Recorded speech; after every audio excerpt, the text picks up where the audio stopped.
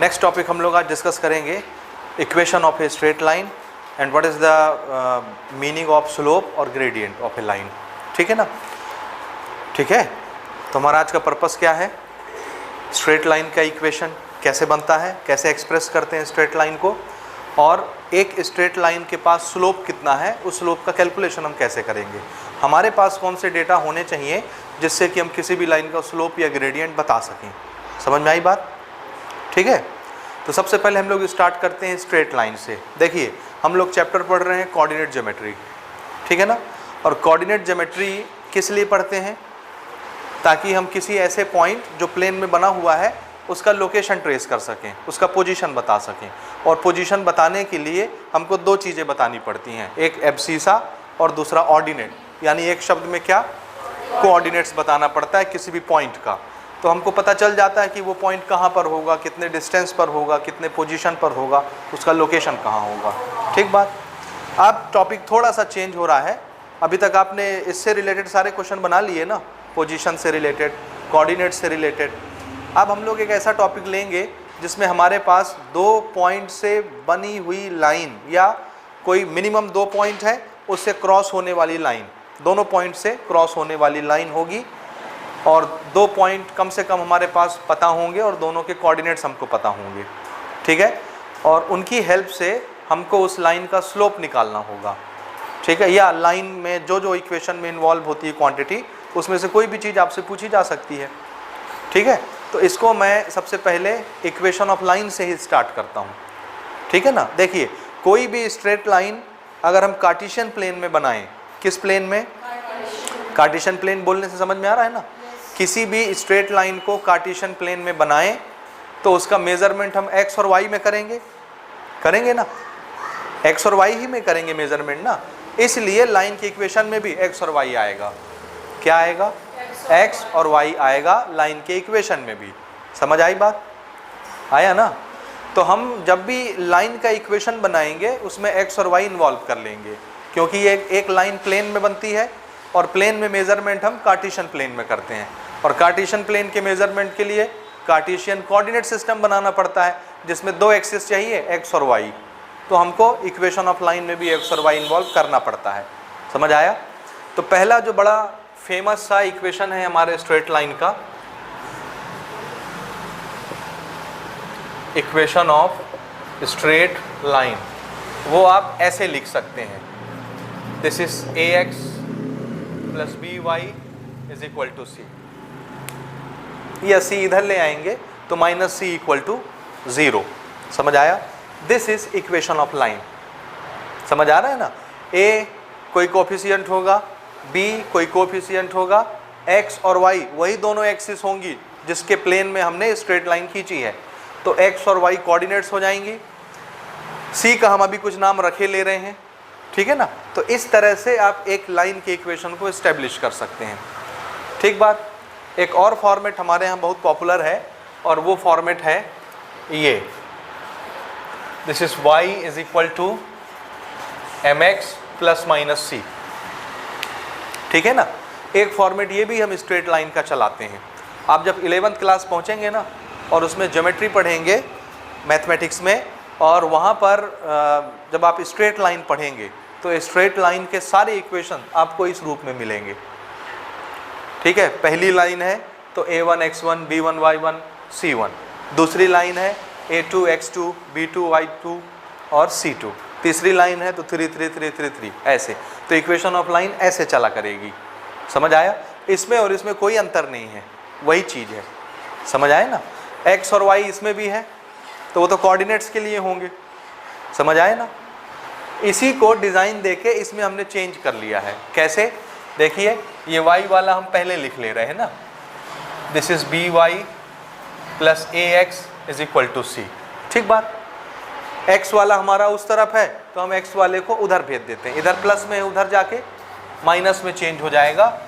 So this is by is equal to this is minus ax, और c तो उधर positive ही था, वो प्लस माइनस किसी में भी हो कोई फर्क नहीं पड़ता।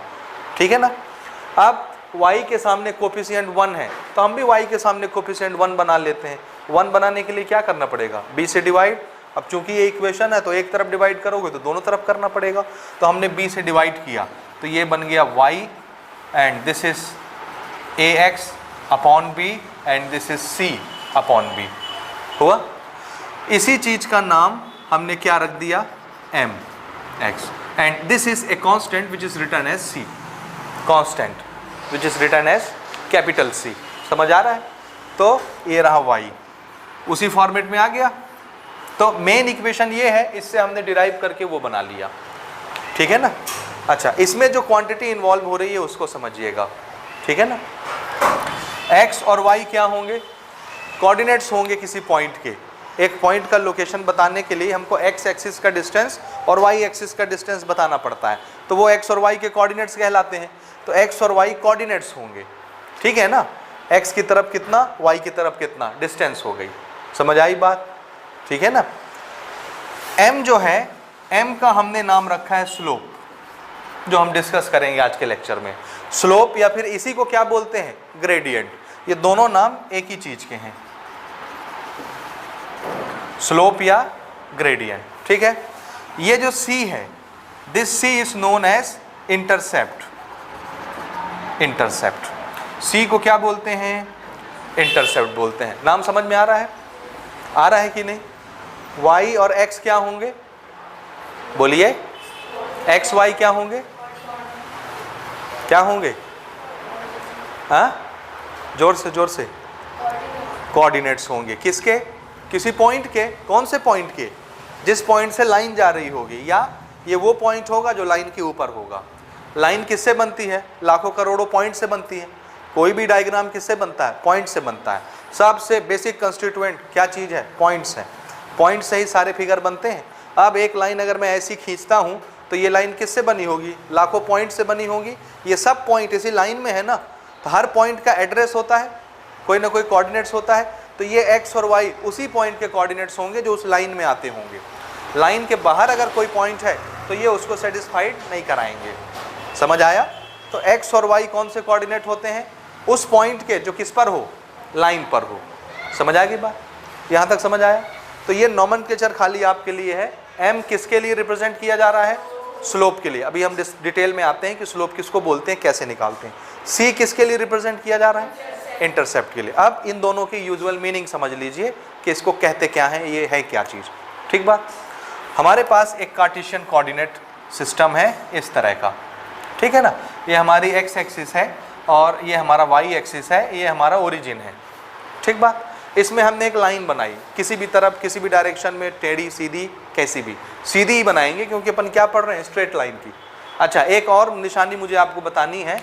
स्ट्रेट लाइन के लिए ये इक्वेशन जो रिजर्व कर रहे हैं हम, इसमें खासियत ये होगी कि इसमें y का पावर और x का पावर दोनों लीनियर होंगे।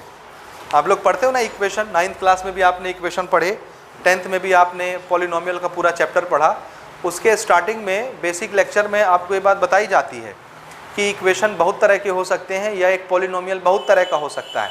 पॉलिनोमियल का क्लासिफिकेशन हम अलग अलग तरीके से कर सकते हैं। एक तरह का क्लासिफिकेशन हम नंबर ऑफ टर्म के बेसिस पर रखते हैं। एक टर्म वाला पॉलिनोमियल मोनोमियल, 2 टर्म वाला पॉलिनोमियल बाइनोमियल, 3 टर्म वाले पॉलिनोमियल को ट्राइनोमियल, 4 वाले को टेट्रानोमियल, पेंटानोमियल, हेक्सानोमियल, हेक्टानोमियल, ऑक्टानोमियल। इस तरह नाम रखते जाते हैं टर्म के बेसिस पर। अब आप टर्म जान रहे हैं ना, प्लस और माइनस अलग अलग टर्म बनाते हैं, ठीक है।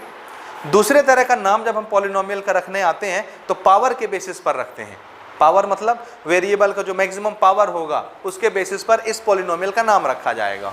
तो अगर किसी पॉलिनोमियल का ज़्यादा से ज़्यादा बड़ा पावर 1 हो तो उसको क्या बोलते हैं, लीनियर पॉलिनोमियल। अगर मैक्सिमम पावर 2 हो जाए वेरिएबल की, क्वाड्रेटिक पॉलिनोमियल। 3 हो जाए मैक्सिमम पावर किसी पॉलिनोमियल की तो क्यूबिक पॉलिनोमियल। इस तरह नाम रखते जाते हैं। समझ आया, आया कि नहीं आया। यहाँ पर देखिए ये एक इक्वेशन है कि नहीं, तो पॉलिनोमियल है कि नहीं, क्योंकि इसमें वेरिएबल भी आएंगे, नंबर्स भी आएंगे। m और c कांस्टेंट है तो नंबर आएंगे, x और y बने रहेंगे। तो वेरिएबल ये क्या बन गया, इक्वेशन बन गया, पॉलिनोमियल बन गया, बना। अब इस पॉलिनोमियल में मैक्सिमम पावर कितनी दिख रही वेरिएबल की, 1, इसलिए ये कैसा पॉलिनोमियल है, लीनियर। और लीनियर पॉलिनोमियल याद रखिए हमेशा स्ट्रेट लाइन रिप्रेजेंट करता है। क्या रिप्रेजेंट करता है, तो ये इक्वेशन कैसी लाइन के लिए रिप्रेजेंटेशन बनेगा? स्ट्रेट लाइन के लिए। तो स्ट्रेट लाइन के लिए जो इक्वेशन रिजर्व होती हैं उसके पावर कितने कितने होते हैं? 1 1। तो इसको याद कर लीजिए, अगर दोनों वेरिएबल x और y दोनों के पावर 1 और 1 है, मतलब लाइन कैसी बनेगी? स्ट्रेट लाइन बनेगी। लेकिन अगर एक का पावर 1 एक का पावर 2, चाहे इसका चाहे इसका, तो फिर लाइन सीधी नहीं होगी, फिर वो टेढ़ी हो जाएगी, कर्व बनेगा। तो कर्व का पहचान क्या है? x और y के पावर कितने कितने होते हैं? 1 और 2। कितना?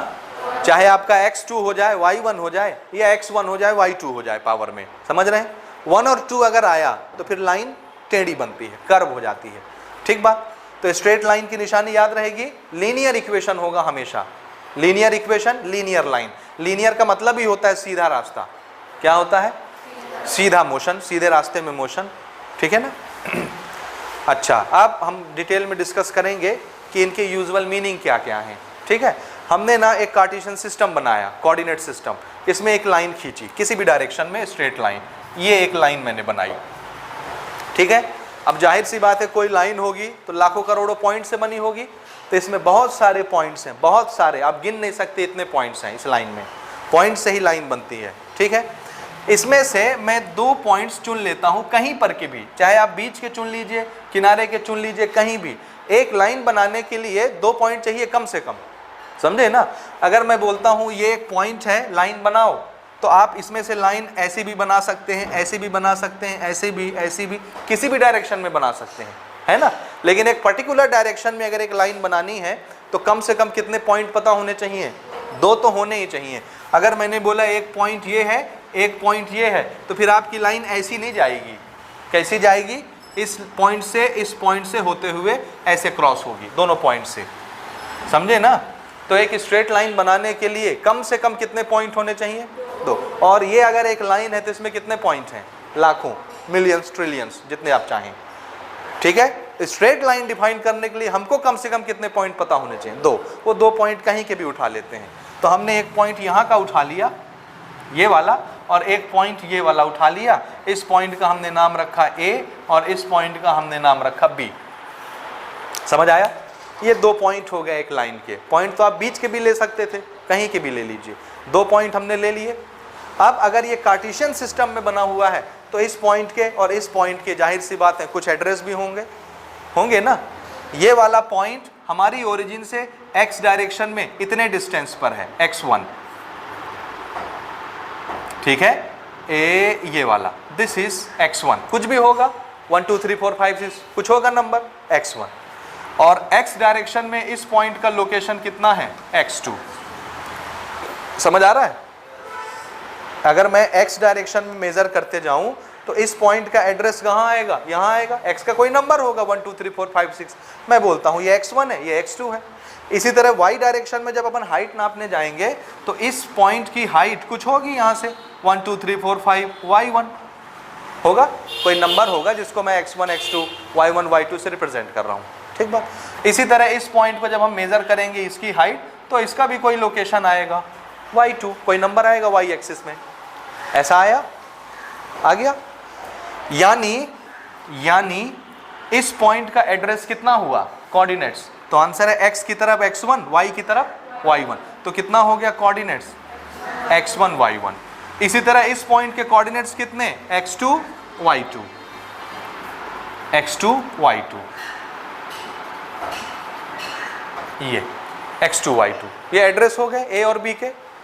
तो अगर मैं एक लाइन बनाता हूँ, ठीक है, उस लाइन में 2 पॉइंट मेंशन कर लेता हूँ, ठीक है, और अगर इस लाइन को हमने कार्टेशियन कोऑर्डिनेट सिस्टम में बनाया है तो दोनों पॉइंट के कुछ ना कुछ कोऑर्डिनेट्स हम नोट कर सकते हैं कि नहीं? तो हमको 2 पॉइंट के कोऑर्डिनेट्स पता हैं। समझ आया? आया कि नहीं आया? आया। अच्छा, ये वाली लाइन मैंने ऐसी बनाई है, ये मैं चाहता तो मैं इसको ऐसी बनाता, मैं चाहता तो मैं इसको ऐसी बनाता, समझे ना? मैं चाहता तो ऐसी बनाता, ऐसी बनाता, ऐसी बनाता, जैसी बनाता, अलग अलग तरह से बना सकता था मैं, है ना? एक लाइन तो ये हो गई। दूसरी लाइन अगर मैंने ऐसी बना दी, ये एक पॉइंट, ये एक पॉइंट, ठीक है। तीसरी लाइन मैंने ऐसी बना दी, ये एक पॉइंट, ये एक पॉइंट। चौथी लाइन मैंने ऐसी बना दी, ये एक पॉइंट, ये एक पॉइंट, ये 3 लाइन दिखे आपको। हर लाइन में 2-2 पॉइंट मैं ले रहा हूं और दोनों पॉइंट के आप कोऑर्डिनेट्स मान सकते हैं, कुछ भी x1 y1 x2 y2 ले सकते हैं। समझ आया? अच्छा, इस लाइन में अब आपको डिफरेंस क्या समझ में आ रहा है? कुछ डिफरेंस समझ में आया? क्या डिफरेंस आया समझ में? बोलिए। ये वाली लाइन देखिए बिल्कुल फ्लैट है, ये वाली लाइन थोड़ी सी ऐसी झुकी हुई है, ये वाली लाइन और झुकी हुई है, ये वाली लाइन और ऐसे झुकी हुई है। झुकी हुई होने का मतलब, ठीक है, अगर हम एक कांच का कंचा लें और इस किनारे पर रखें और बोलें कि ये यहाँ से यहाँ आ जाएगा, या इस किनारे पर रखें और बोलें कांच का कंचा इधर आ जाएगा, या इसमें रखें और बोले यहाँ आ जाएगा, या इसमें रखें बोले यहाँ आ जाएगा, आएगा? आएगा ना। अब हमने इसमें भी रखा, इसमें भी रखा, इसमें भी रखा, इसमें भी रखा, बोलो किस में जल्दी आ जाएगा? ठीक है। या इसी डायग्राम को मैं आपको ऐसे यहाँ दिखाता हूँ। ये मैंने बहुत सारी लाइनें खींची, एक लाइन ऐसी, एक लाइन ऐसी, एक लाइन ऐसी, एक लाइन ऐसी, एक लाइन ऐसी। सो दिस इज लाइन नंबर 1, ये line number 2, number 3, number 4, number 5, number 6 and this line is number 7। दिखा? 7 लाइन, सबके एक एक पॉइंट आपको बाहर दिख रहे हैं और सबके एक एक पॉइंट यहाँ पर हैं ओरिजिन में, तो 0 0 0। ठीक है, 2-2 पॉइंट दिख रहे हैं लाइन के। अब हमने कहा हर लाइन में एक कांच का कंचा रखिए टॉप में और देखिए ओरिजिन में कौन पहले पहुँचता है। कौन पहले पहुँचेगा? 7 नंबर वाला पहले पहुँच जाएगा। एक कांच का कंचा हमने यहाँ भी रखा है, क्या ये पहुँचेगा? इसको ऐसे लुढ़क के यहाँ पर आना है, ओरिजिन में यहाँ पहुँचना है। ठीक है, एक कंचा हमने यहाँ भी रखा है, इसको ऐसे लुढ़क के ओरिजिन तक पहुँचना है। समझे? एक कंचा हमने यहाँ पर रखा है, ये इसको भी लुढ़क के यहाँ तक पहुँचना है, ओरिजिन तक। पहुँचेंगे? सब पहुँच जाएंगे क्या? 7 कंचे पहुँच जाएंगे या कोई रह जाएगा? कौन सा रह जाएगा?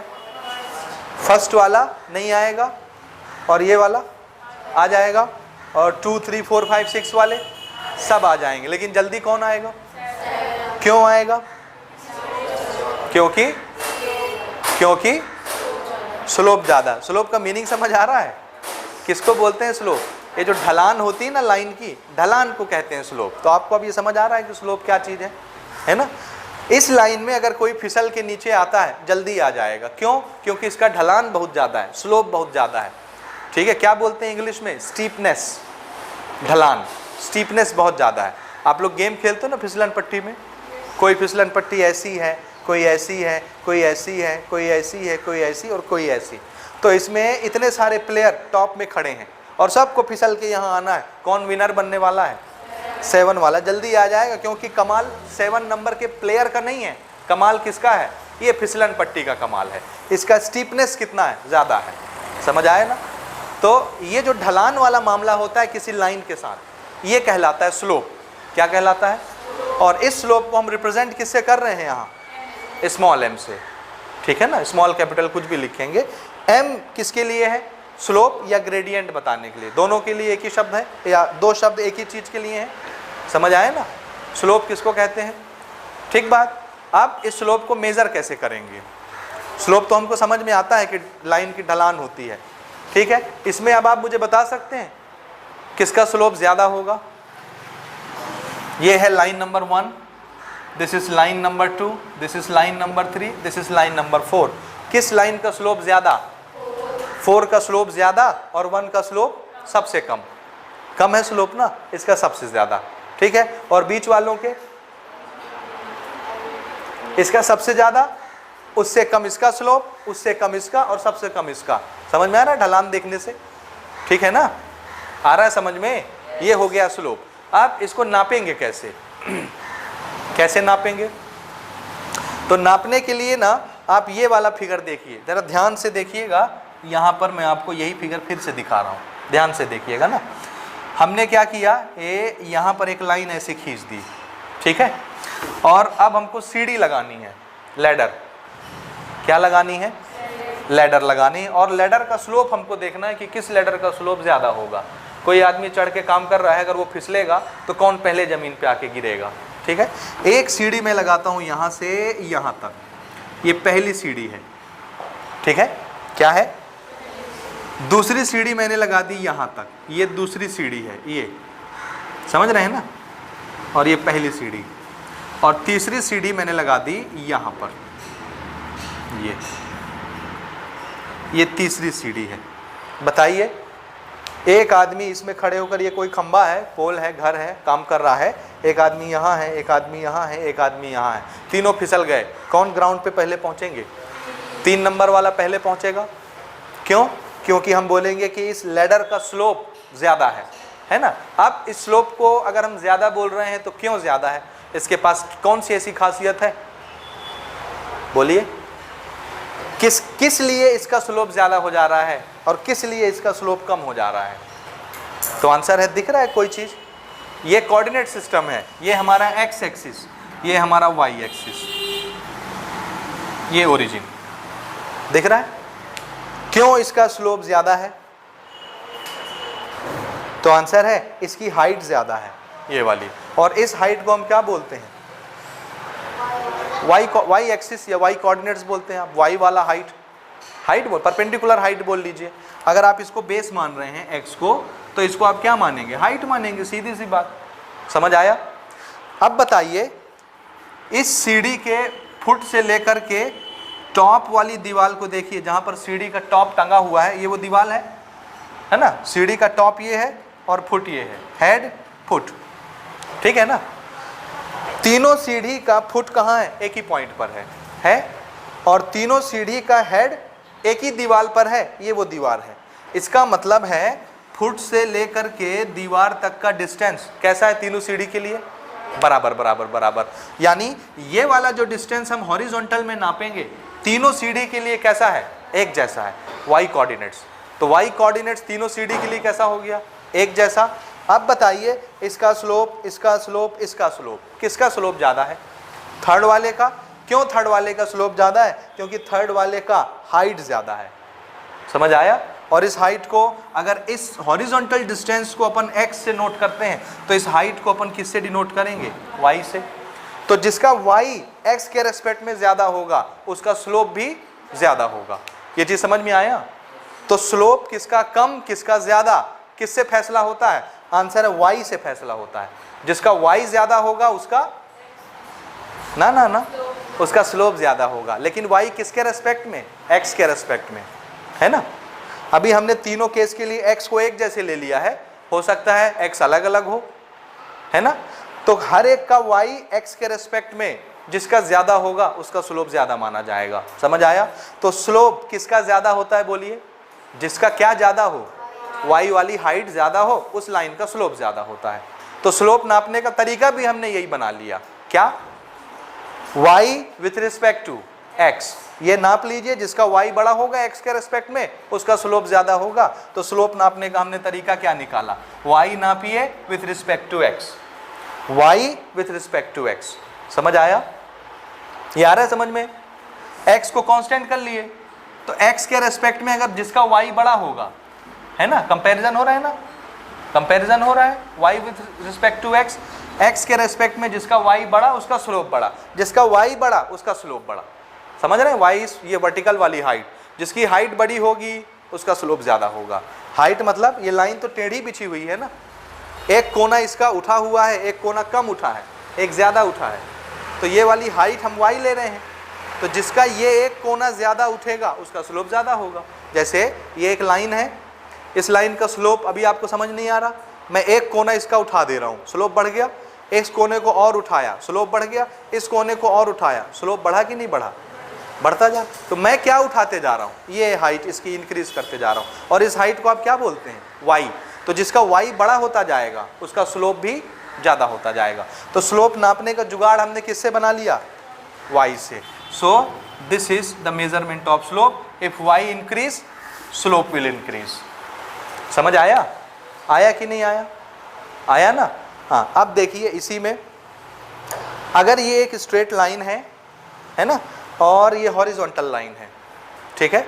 इस स्ट्रेट लाइन के लिए जो हॉरिजॉन्टल वाली लाइन है, उसमें ये वाला मेजरमेंट जिसको मैं y बोल रहा हूँ पहली लाइन के लिए, ये y, ठीक है। और ये वाला मेजरमेंट जिसको मैं x बोल रहा हूं पहली लाइन के लिए x, ये क्या है? फिर से स्लोप को दूसरे तरह से समझिए, स्लोप क्या होता है? तो आंसर है एक हॉरिजॉन्टल लाइन के ऊपर, एक हॉरिजॉन्टल लाइन के ऊपर एक स्ट्रेट लाइन कितनी झुकी हुई है, ये उसका झुकाव स्लोप कहलाता है। एक हॉरिजॉन्टल लाइन के ऊपर कोई स्ट्रेट लाइन कितनी झुकी हुई है, ये झुकाव उसका क्या कहलाता है? स्लोप कहलाता है। और इसको आप ज्योमेट्री में एंगल से मेजर करते हैं, समझे कि नहीं? जैसे ये एक लाइन है, ये हॉरिजॉन्टल लाइन है, ऐसे समझिए, हॉरिजॉन्टल लाइन ये हो गई, ये एक लाइन इसके ऊपर ऐसे झुकी हुई है, झुकी है, इतनी झुकी है, और एक लाइन इतनी झुकी है, कौन ज्यादा झुका है? एक ये और एक ये। तो आंसर है इस हॉरिजॉन्टल पर ये भी झुका हुआ है और ये भी झुका हुआ है, किसका स्लोप ज्यादा होगा, इसका कि इसका? पहले वाले का। क्यों? क्योंकि ये इस हॉरिजॉन्टल के साथ यहाँ पर देखिए कितना एंगल बना रहा है, ये वाला, ये जहाँ पर मेरी उंगली है, ये देखिए ये एंगल कितना है, ज़्यादा, और ये एंगल कितना है, कम। समझ आया? तो देखिए एक स्ट्रेट लाइन के ऊपर अगर एक लाइन ऐसे झुक जाए तो इसका मेजरमेंट हम यहाँ से करते हैं, ये वाला एंगल, ये है ना, इसका एंगल अभी कुछ है। एक दूसरी लाइन हम लेके आए, वो इस हॉरिजॉन्टल के साथ इतनी झुकी हुई है, ए इतना एंगल बना रही है, θ1 एंड दिस इज θ2। समझ आया? तो बताइए ज़रा, लाइन नंबर 1 और लाइन नंबर 2 दोनों में से स्लोप किसका ज़्यादा? 2 का। क्यों? क्योंकि 2 का क्या ज़्यादा है? एंगल ज़्यादा है। तो स्लोप का दूसरा मेजरमेंट हमने किससे बना लिया? एंगल से। जिसका एंगल ज़्यादा होगा उसका स्लोप भी ज़्यादा होगा, या जिसका y ज़्यादा होगा, वर्टिकल हाइट, उसका स्लोप ज़्यादा होगा। तो स्लोप नापने के दो तरीके हो गए, एक आप हाइट नाप के, हाइट को देख के बता सकते हैं, y वाली हाइट को देख के बता सकते हैं स्लोप ज़्यादा है कि कम, और दूसरा वो लाइन और हॉरिजॉन्टल लाइन इसके बीच के एंगल को देख के बता सकते हैं कि स्लोप किसका ज़्यादा है किसका कम है। जिसका एंगल ज़्यादा होगा उसका स्लोप ज़्यादा होगा। समझ आ रहा है? ये आया कि नहीं आया? अब हमने ना दोनों तरीके मिक्स कर लिए, एंगल और y दोनों मिक्स कर लिए, और मिक्स करके एक नया तरीका निकाला। क्या है? आप मिक्स करने के बाद जो तरीका बना उस तरीके को सुनिए कैसे काम करेंगे। यहाँ तक समझ में आया? आया कि नहीं आया? जरा यहाँ देखिए, ये वाली लाइन, ये पहले नंबर की लाइन हॉरिजॉन्टल के साथ इतना एंगल बनाती है, दूसरी लाइन हॉरिजॉन्टल के साथ इतना एंगल बनाती है, तीसरी लाइन हॉरिजॉन्टल के साथ इतना एंगल बनाती है। जिसका एंगल ज़्यादा होगा उसका स्लोप ज़्यादा होगा। और अभी अभी हमने क्या बताया, स्लोप नापने के लिए किसको देखना है? हाइट को, है ना। तो इस एंगल के लिए इस लाइन और इस लाइन के बीच हाइट कितनी, ये, और बेस कितना, बेस के रिस्पेक्ट में ना। तो हमने ना ये वाली हाइट पकड़ी और ये वाला बेस पकड़ा, और ट्रिग्नोमेट्री का नियम याद किया 9th क्लास का, कि हाइट और बेस, परपेंडिकुलर और बेस, क्योंकि ये यहाँ पर 90 डिग्री है, परपेंडिकुलर और बेस, इससे कौन सी क्वांटिटी बनती है जिसके साथ ये एंगल रिलेटेड होगा? tan theta perpendicular upon base, कौन सा ट्रिग्नोमेट्रिकल रेशियो कंटेन करता है? tan theta. ठीक है। तो अगर हमने दो लाइन के बीच का जो एंगल है उस एंगल का टेंजेंट निकाल लिया tan थीटा, उस एंगल का टेंजेंट निकाल लिया tan थीटा, तो हमने क्या निकाल लिया? आंसर है ये परपेंडिकुलर अपॉन बेस, यही हुआ ना। ये क्या बन गया?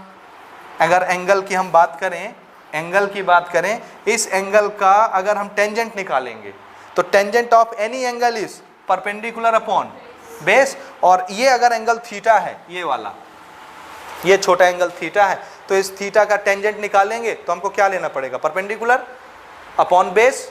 तो परपेंडिकुलर क्या है? Height with respect to base. Height with respect to base ही क्या बताता है? स्लोप बताता है। जिसका हाइट बेस के रेस्पेक्ट में ज्यादा उसका स्लोप ज्यादा, जिसका हाइट बेस के रेस्पेक्ट में कम उसका स्लोप भी कम। तो height with respect to base हमारे एंगल के लिए क्या बन गया? Perpendicular upon base. और परपेंडिकुलर अपॉन बेस क्या चीज होता है? Tangent theta. तो स्लोप निकालने का सबसे आसान तरीका क्या हो गया? दोनों लाइन के बीच का टेंजेंट निकालिए, वही स्लोप होगा। समझ आया? आ रहा है ये कि नहीं? तो स्लोप निकालने के लिए हमारे मेथड सुनिए।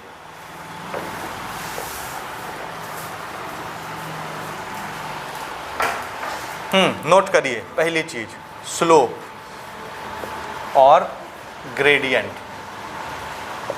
Of a straight line.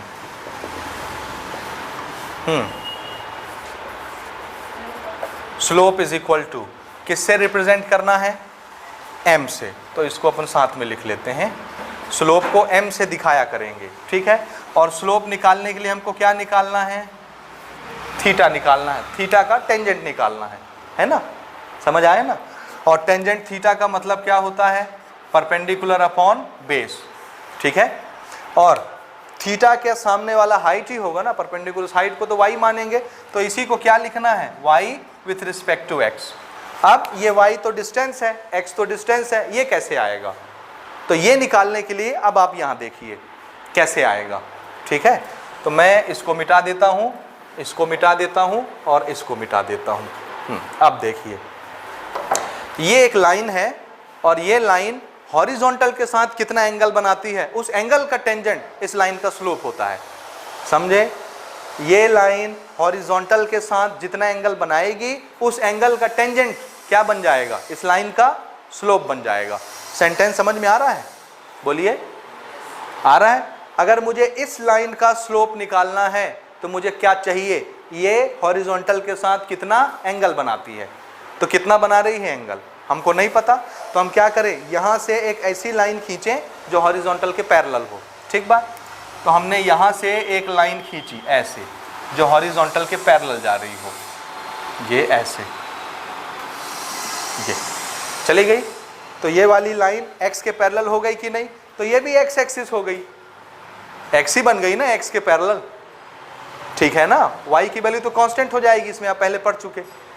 अच्छा, हॉरिजॉन्टल के साथ जितना एंगल बनाती है ये, इसका टेंजेंट क्या देगा, इस लाइन का स्लोप। अब टेंजेंट कैसे निकालेंगे, परपेंडिकुलर अपॉन बेस। परपेंडिकुलर कौन होता है, एंगल के सामने वाला साइड, तो एंगल के सामने वाला साइड यहाँ से आप एक परपेंडिकुलर ड्रॉ करेंगे ऐसे, ये हुआ, तो ये हो गया परपेंडिकुलर, और यहाँ से यहाँ तक क्या बन गया, बेस बन गया।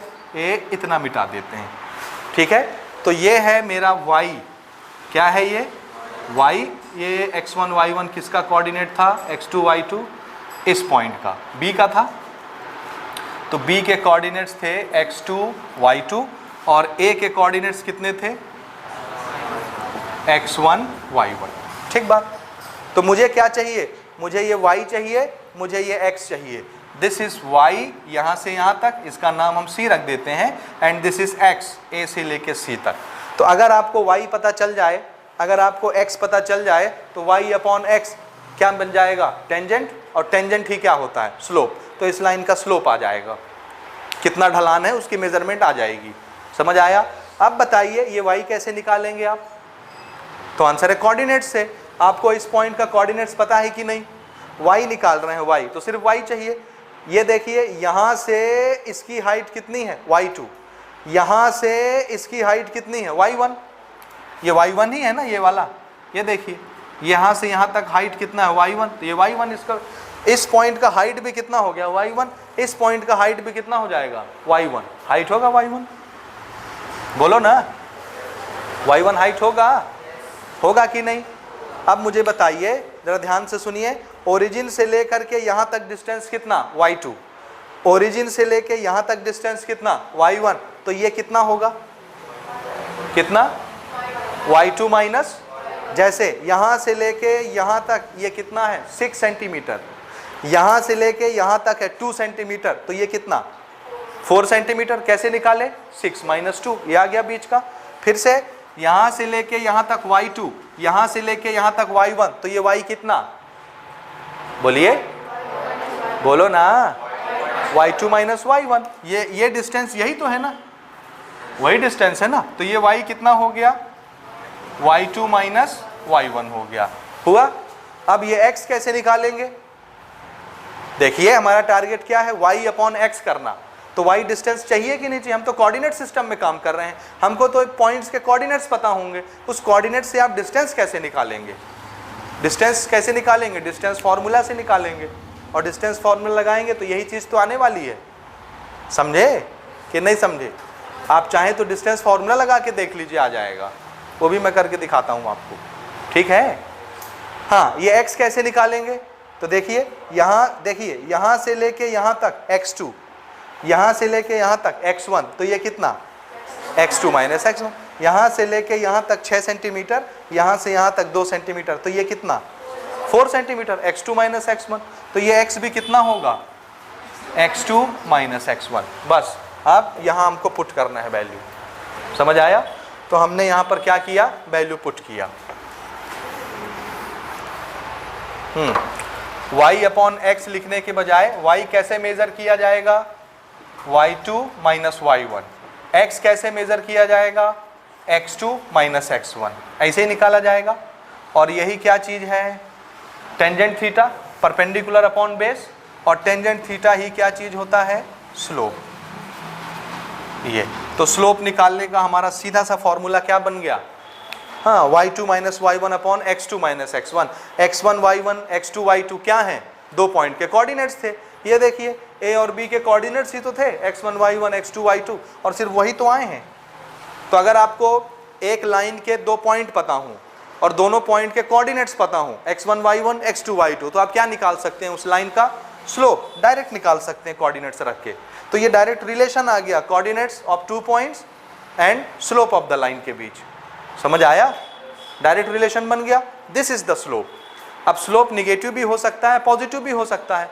निगेटिव पॉजिटिव का फैसला कैसे होता है, देखिए हमारे पास अगर ये कोऑर्डिनेट सिस्टम है ऐसे, ये अगर एक लाइन इस तरह बनी हुई है ये, तो इसकी ढलान कैसी है, ऐसी है ना, ये तो ये वाला स्लोप जब निकलेगा इसको पॉजिटिव स्लोप मानेंगे, क्या मानेंगे। लेकिन अगर ये लाइन ऐसी बनी होती ये, तो फिर ढलान कैसी हो जाती, ऐसे, तो ये नेगेटिव स्लोप होता है। आप निकाल के देखेंगे आएगा प्लस माइनस में। तो ये स्लोप इस तरह के लाइनों का स्लोप कैसा होता है, पॉजिटिव, और इस तरह के लाइनों का स्लोप कैसा होता है, नेगेटिव होता है। समझ आया? ये नेगेटिव स्लोप, नेगेटिव ढलान, और ये पॉजिटिव वाली ढलान। इसमें चढ़ने के लिए हमको मेहनत करना पड़ेगा, तब चढ़ेंगे ऊपर, तो ये पॉजिटिव हो गई, हम कर रहे हैं। और इससे आने के लिए हमको कुछ नहीं करना पड़ेगा, हम ऐसे ही आ जाएंगे, नेगेटिव ढलान। समझ आया? तो स्लोप पॉजिटिव नेगेटिव होते हैं, तो m की वैल्यू प्लस और माइनस में हो सकती है। समझ आया? ये this is the slope and this is measurement of the slope. ठीक है, देखिए दो तरीके होंगे स्लोप निकालने के। पहला तरीका होगा, आपको एक लाइन बता देगा हॉरिजॉन्टल के साथ, वो इतना एंगल बना रहा है, एंगल बता देगा, कोऑर्डिनेट्स नहीं बताएगा। ध्यान से सुनिए क्या बता रहा है, बोलेगा एक स्ट्रेट लाइन है, उसका नाम ये है, वो हॉरिजॉन्टल एक्सिस के साथ इतना एंगल बना रहा है, उस लाइन का स्लोप बताइए। आपको x1 y1 x2 y2 की जरूरत है क्या? कैसे निकालेंगे स्लोप? अगर आपको एक लाइन हॉरिजॉन्टल के साथ कितना एंगल बना रही है बता दिया जाए, तो आप उस लाइन का स्लोप कैसे निकालेंगे? क्या करना है, क्या करना है, फिर से बोलिए। आपको एक लाइन बताई जा रही है, आपको ये भी बताया जा रहा है कि हॉरिजॉन्टल एक्सिस के साथ ये वाली लाइन इतना एंगल बना रही है 30 डिग्री, तो इस लाइन का स्लोप कितना होगा? स्लोप निकालने के लिए क्या आपको x1 y1 x2 y2 दो पॉइंट के कोऑर्डिनेट्स की जरूरत है? आपको एंगल बताया जा रहा है कि हॉरिजॉन्टल के साथ ये इतना एंगल बना रही है 30 डिग्री, तो आप इस लाइन का स्लोप कैसे निकालेंगे? एंगल पता है, एंगल का टेंजेंट निकालो ना, tan theta, tan 30 degree 1/√3, this is the slope. आया समझ? अगर एंगल पता है तो एंगल का टेंजेंट निकाल दीजिए, वही स्लोप है, फिर आपको x1 y1 की जरूरत नहीं पड़ेगी। ये देखो ना, स्लोप निकालने का तरीका क्या, एंगल पता है तो tan थीटा निकाल दो, उसका टेंजेंट निकाल दो उस एंगल का, तो वही तो स्लोप होगा, इसकी जरूरत ही नहीं पड़ेगी। एक मेथड ये, एक मेथड ये। अगर एंगल नहीं पता है और आपको क्या पता है, उस लाइन के दो पॉइंट पता है और दोनों पॉइंट के कोऑर्डिनेट्स पता है, तो फिर आप कैसे निकालेंगे? ये ऐसे रखेंगे x1 y1 की वैल्यू और आपको क्या मिल जाएगा। तो दो तरीके होते हैं स्लोप निकालने के। अगर एंगल पता है तो टेंजेंट से निकाल लीजिए, इसकी जरूरत नहीं है, और अगर एंगल नहीं पता है, कोऑर्डिनेट्स पता है, तो फिर इसको लगाइए, स्लोप निकालिए। याद रहेगा? रहेगा कि नहीं रहेगा? अच्छा, इसमें एक दो एक्सट्रीम केस होते हैं, एक्सट्रीम केस, वो केस समझिएगा, ठीक है। और ये प्रूव करने के लिए भी आता है आपके पेपर में, ठीक बात, इसको समझिएगा ना।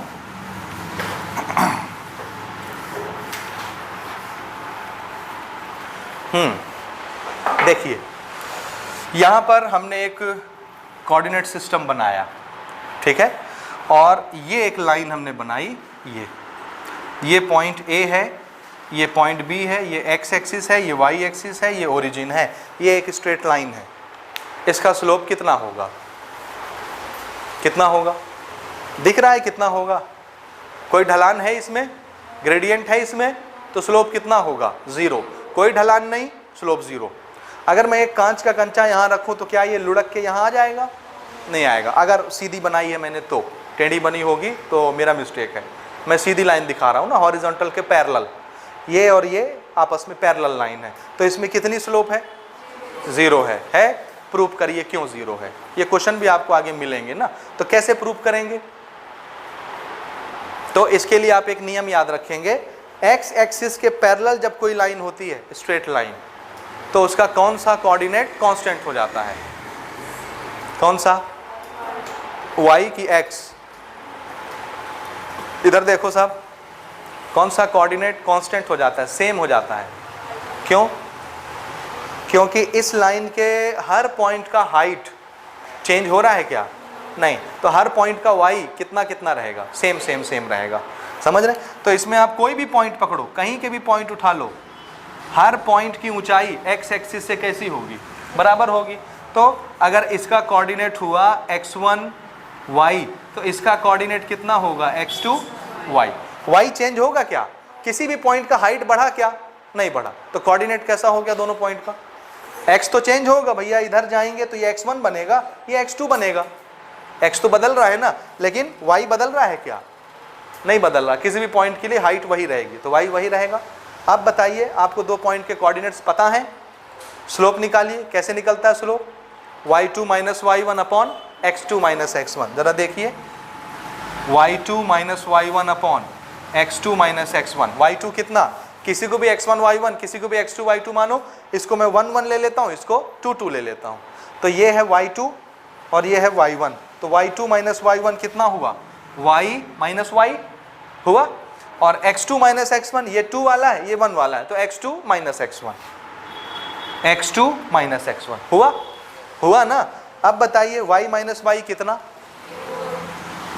0 अपॉन कोई भी नंबर। ये तो कोई नंबर आएगा ना, x2 माइनस x1 करने से। ये तो अलग अलग नंबर है ना, तो ये तो कोई नंबर आएगा, चेंज आएगा इनका, आएगा। बताइए 0 डिवाइडेड बाय कोई भी नंबर कितना होता है? 0। तो ये आंसर में कितना देगा? तो ये क्या चीज निकाला हमने? स्लोप। तो एक लाइन जो हॉरिजॉन्टल के पैरेलल होती है, किसके? हॉरिजॉन्टल के पैरेलल, उसका स्लोप कितना होता है? वो तो दिख ही रहा है कि उसमें कोई ढलान नहीं, लेकिन प्रूफ कैसे करेंगे आप? ऐसे करेंगे प्रूफ। आ रहा है समझ में? ठीक है। तो एक्स एक्सिस के पैरेलल जो लाइन होती है उसका स्लोप 0 होता है। हो गया सबूत यहाँ से? तो इस लाइन का स्लोप कितना हो गया? 0 हो गया। समझ आया? आया भाई? अच्छा, इसी में अगर मैं एक लाइन ऐसे खींच दूं, ये this is C, this is D, ठीक है, इस लाइन का स्लोप कितना होगा? स्लोप है कि नहीं पहले ये बताइए। स्लोप मतलब ढलान है ना। अगर मैं कांच का कंचा रखूं तो आ जाएगा लुढ़क के, मतलब स्लोप है। कितना है? मैक्सिमम है। इससे ज़्यादा स्लोप हो सकता है किसी लाइन के पास? एक लाइन बिल्कुल ऐसी खड़ी है ज़मीन के ऊपर, ऐसी होगी तो स्लोप कम हो जाएगा, लेकिन ऐसी होगी तो स्लोप मैक्सिमम, ऐसी होगी तो फिर कम हो जाएगी, यानी मैक्सिमम स्लोप वाला कंडीशन है। जब ये कितना एंगल बनाता है ग्राउंड के साथ? 90। तो जब कोई लाइन परपेंडिकुलर खड़ा हो हॉरिजॉन्टल पर, हॉरिजॉन्टल पर परपेंडिकुलर खड़ा हो, तो उसका स्लोप कैसा हो जाता है? मैक्सिमम। लेकिन कितना?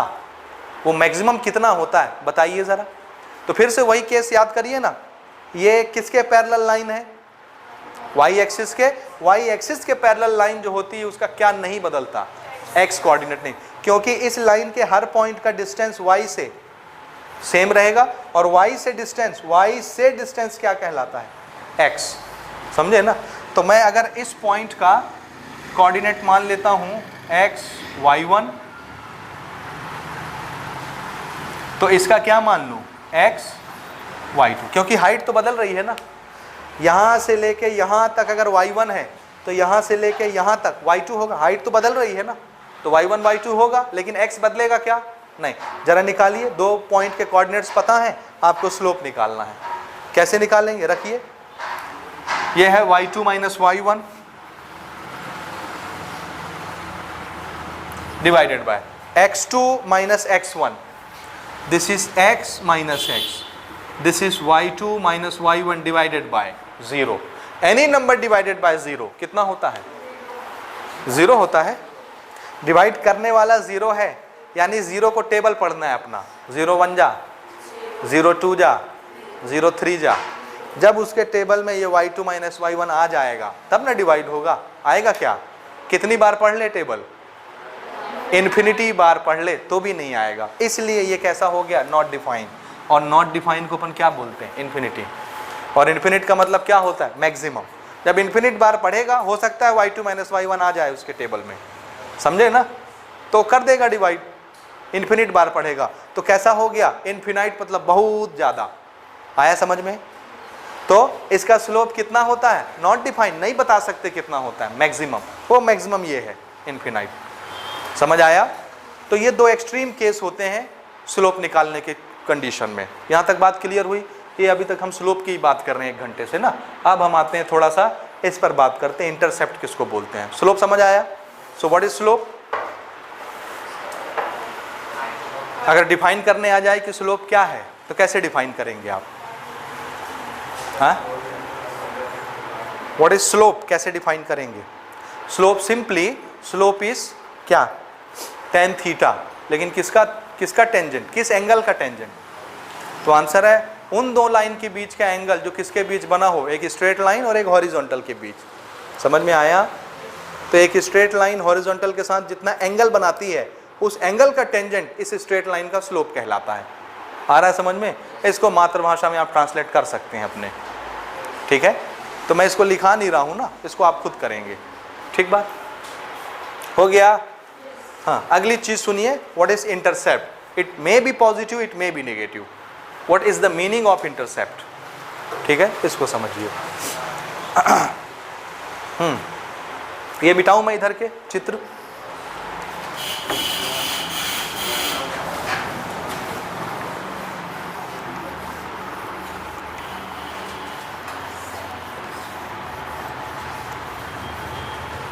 देखिए, इंटरसेप्ट का मतलब क्या होता है ना, समझिएगा। हमने ये कोऑर्डिनेट सिस्टम बनाया। This is our origin, this is x axis, this is y axis, और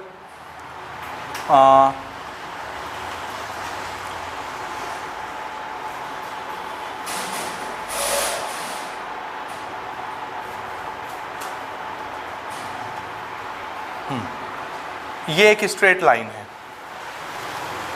क्या है? अभी समझिएगा, इसको थोड़ा सा छोटा रखते हैं यहाँ तक। ये एक स्ट्रेट लाइन है, ये कोना है ए और ये कोना है B. This is straight line. आया समझ में? क्या है ये? स्ट्रेट लाइन, या ये लाइन ऐसी समझ लीजिए, ये ऐसी गई है, ये this is straight line, A B y and this is x. दिखा? ठीक है, ये है एक स्ट्रेट लाइन या ये है एक स्ट्रेट लाइन। ठीक बात? बताइए, सारे मेजरमेंट हम कहाँ से करते हैं? कहाँ से? ओरिजिन पर खड़े होकर के करते हैं ना। ये रहा ओरिजिन और ये रहा ओरिजिन। ओरिजिन से ही सारे डिस्टेंस नापे जाते हैं ना। ये लाइन ओरिजिन को छोड़ करके कितनी दूर गई? तो आंसर है इतनी दूर ऊपर से गई है, ओरिजिन से नहीं गई है। ठीक है, तो ओरिजिन बोलता है मेरे से जानी चाहिए थी। कहाँ से? मुझसे जाओ, ओरिजिन से पास होकर के जाओ, लेकिन ये गई नहीं। तो हम बोलेंगे ठीक है, हम आप पर एक पेनाल्टी लगा रहे हैं। आप हमारे अंदर से नहीं गए हो ना, ओरिजिन से क्रॉस होके नहीं गए हो, हम आप पर एक पेनाल्टी लगाते हैं और उस पेनाल्टी का नाम हम रखते हैं इंटरसेप्ट। बताना पड़ेगा भैया कहाँ से जा रहे हो। समझ आया? वो पेनाल्टी है कि आपको मेंशन करना पड़ेगा कि आप कहाँ से जा रहे हैं, किसको काट के जा रहे हैं। ओरिजिन से जाना चाहिए था लेकिन आप गए नहीं, तो बताओ कहाँ से जा रहे हो। तो वो ये लाइन बोलता है कि ठीक है भाई, मैं आप में से नहीं गया हूँ, तो सुन लीजिए, मैंने वाई एक्सिस को काटा है। कौन सी एक्सिस को? वाई एक्सिस को काटा है। कहाँ पर? ये कुछ होगा वाई का कोऑर्डिनेट, ये वाली हाइट होगी ना, 1 2 3 4 5 कुछ होगा ये। ठीक है, तो ये जो हाइट ओरिजिन से डिस्टेंस के तौर पर मिलती है, जहाँ से ये लाइन काट के जाती है एक्सिस को, ये लाइन किसी भी एक्सिस को ओरिजिन से जितने डिस्टेंस पर काटती है वो डिस्टेंस इंटरसेप्ट कहलाता है। क्या कहलाता है? इंटरसेप्ट कहलाता है। अब इसने कहाँ काटा है? वाई एक्सिस पर काटा है ना, वाई एक्सिस पर। पॉजिटिव y की नेगेटिव y? Positive y। तो इस इंटरसेप्ट को हम बोलेंगे पॉजिटिव y इंटरसेप्ट। अगर इधर से काट के जाता तो ये लाइन ऐसी गई होती, तो ये कौन सा y है? Negative y। तो ये वाला डिस्टेंस हम नापते और इसको क्या बोलते हैं? Negative y intercept. समझ आया? आया कि नहीं? और ये जो वैल्यू मिलेगी y एक्सिस की 1 2 3 4 प्लस में लिखेंगे, तो ये c जो है प्लस में हो जाएगा। जैसे ये 3 से काटा तो हम क्या बोलेंगे? +3। तो यहाँ क्या लिख देंगे? +3। ये -3 से गई ये लाइन इधर काट के, y को -3 पर काटा, तो c की वैल्यू कितनी? -3। तो इसको -3 लिखेंगे। इंटरसेप्ट का मीनिंग समझ में आ रहा है? y एक्सिस को ओरिजिन से कितने डिस्टेंस पर एक लाइन काट के चली जाती है, तो ओरिजिन से जो डिस्टेंस बच जाता है उस डिस्टेंस को क्या बोलते हैं? इंटरसेप्ट बोलते हैं। लेकिन किस एक्सिस से, प्लस माइनस, वो आपको साइन के साथ बताना पड़ेगा। आया समझ में? इसी तरह एक्स एक्सिस के साथ भी होता है मामला। ये लाइन मान लीजिए ऐसी चली जाती, एक्स कटा, कटा कि नहीं कटा? ये वाई वाला मत देखो, वाई कटता भी नहीं कटता क्या फर्क पड़ता है। ये हो गया, this is B and this is A. कहाँ पर काटा इसने? एक्स एक्सिस में काटा, तो ओरिजिन से कितनी दूरी पर काटा? ये वाला डिस्टेंस, ये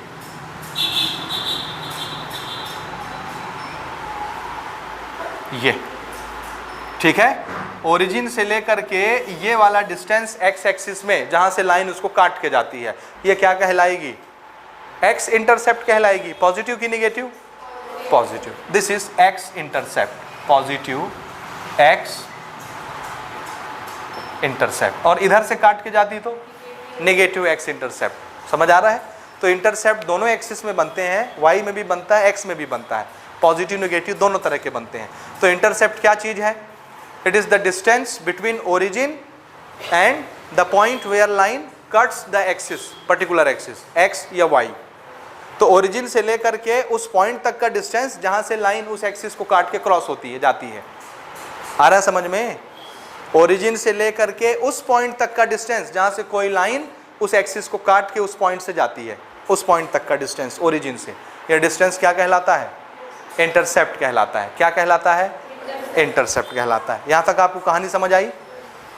आया कि नहीं आया? आया। और इक्वेशन ऑफ लाइन ऐसी होती है। आप चाहें तो आप x को पहले इधर लिख सकते हैं, c को इधर लिख सकते हैं, तो x is equal to something हो जाएगा, कोई फर्क नहीं पड़ता। फर्क सिर्फ तब पड़ेगा जब आप x और y का पावर बदल देंगे। पावर कुछ नहीं आना चाहिए। x को पहले रखो, y को पहले रखो, x को इधर फेंको, y को उधर फेंको, नो मैटर, कोई डिपेंड नहीं कर, कुछ फर्क नहीं पड़ता किसी केस से। फर्क कब पड़ेगा? जब x और y के पावर बदल जाएंगे तब फर्क पड़ेगा, क्योंकि वो स्ट्रेट लाइन का इक्वेशन रह ही नहीं जाएगा। समझे कि नहीं समझे? आ रहा है समझ में? पक्का? अब सुनिए, अगर एक लाइन, ध्यान से सुनिए मेरी बात ना, ये आपको क्वेश्चन बनाने में हेल्प करेगा। एक लाइन ऐसे क्रॉस होता है, ये A है, ये B है, ठीक है। मैंने कहा इस लाइन में एक पॉइंट P भी आता है, P, और इस P का कोऑर्डिनेट्स है समथिंग 1 2 3 एंड दिस इज 1 2 2 ही मान लो ना इसको। तो इस P के कोऑर्डिनेट्स हैं 3, 2, ये है x में 3, ये है P में 2, y में 2, है ना। तो इस P के कोऑर्डिनेट्स कितने हैं? 3, 2। ये 3, 2 जिस पॉइंट का एड्रेस है वो पॉइंट कहाँ आता है? बोलिए बोलिए। हाँ? अरे नहीं भाई, A और B के बीच मत देखो। ये वाला पॉइंट P जिसका एड्रेस 3, 2 है, ये पॉइंट P कहाँ है? लाइन पर है। कहाँ है? तो इस पॉइंट के जो कोऑर्डिनेट्स होंगे x और y, ये इस लाइन के इक्वेशन को सेटिस्फाइड करा देंगे। सेटिस्फाइड करा देंगे मतलब समझे क्या? यहाँ अगर मैं y और x की वैल्यू रखूँगा तो इधर का नंबर और इधर का नंबर सॉल्व होके दोनों बराबर हो जाएंगे, बराबर। समझे? कौन से x और y रखने से ये सेटिस्फाइड हो जाता है? तो आंसर है उस पॉइंट के x और y रखने से जो पॉइंट उस लाइन पर हो। समझ आया कि नहीं? लेकिन अगर मैं बोलूं कि ये वाला एक पॉइंट C नाम से है और इस पॉइंट के कोऑर्डिनेट्स हैं 3, 6, क्या है?